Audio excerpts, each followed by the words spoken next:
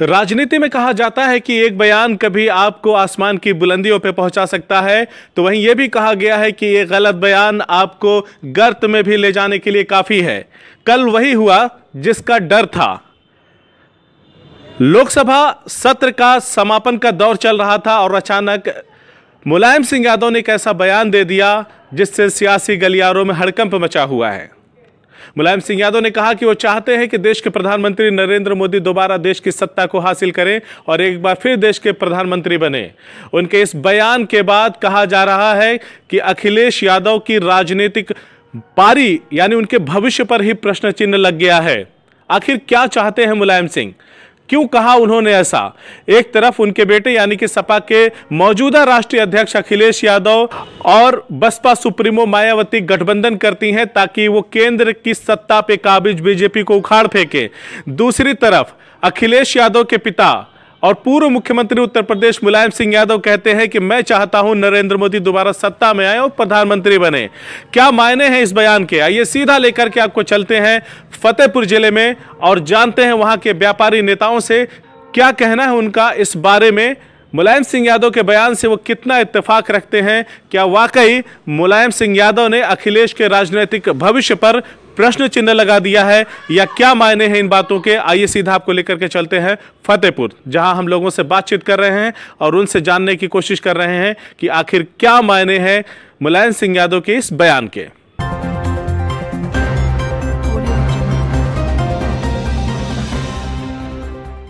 जो कल मुलायम सिंह यादव ने जो बयान दिया है मोदी को दोबारा प्रधानमंत्री बनाने के लिए, कहाँ तक सही है? मुझे लगता है कि पिता की इच्छा को पुत्र को पूरी करनी चाहिए।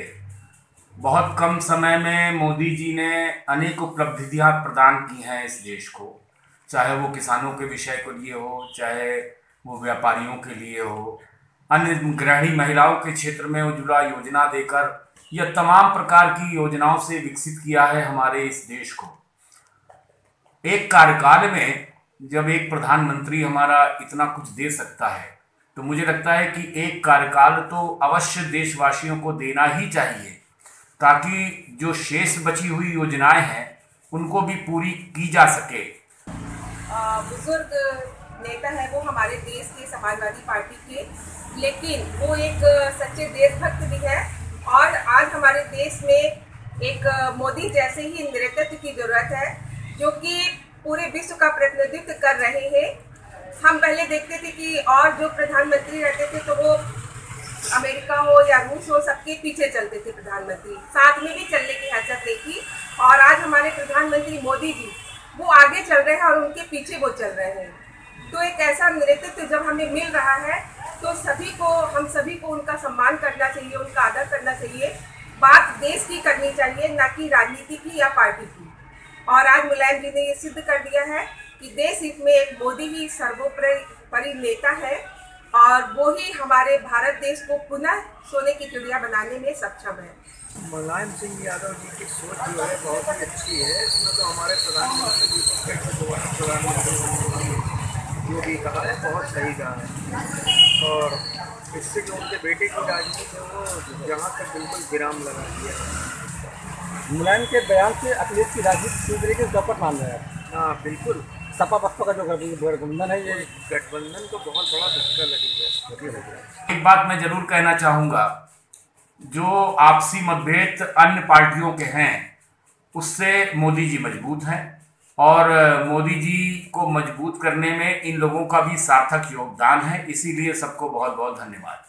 क्या ये सपा बसपा गठबंधन के लिए कोई खतरा साबित कर सकते हैं मुलायम सिंह यादव के बयान? मैंने जैसा कि कहा कि सभी पार्टियों के लिए, चूंकि वो स्वयं मोदी जी को प्रधानमंत्री बनाना चाहते हैं, उनके बयान भी इसी तरह के आ रहे हैं। उनके पार्टी के लोगों का भी मन है कि मोदी जी प्रधानमंत्री बने। सपा के लोगों का मन है कि मोदी जी, जो भी हमारे वोटर्स हैं, वोटरों का मन है, क्योंकि उन्होंने जो प्रतिक्रिया देखी है इस देश की, जो यहाँ का विकास देखा है, वो कोई भी हो सकता है। वो सबसे पहले एक वोटर है और वोटर जो है पिछले अनेक 60 वर्षों में जो देश के लिए देख चुका है और उसके तुलना में जो ये 4 वर्षों और 5 वर्षों में देख रहा है, जिसमें उस वोटर्स को लग रहा है, देशवासी को लग रहा है कि मोदी जी को एक बार प्रधानमंत्री अवश्य बनाना। क्या माना जाए मुलायम सिंह यादव का बयान सपा बसपा गठबंधन के लिए घातक साबित होगा?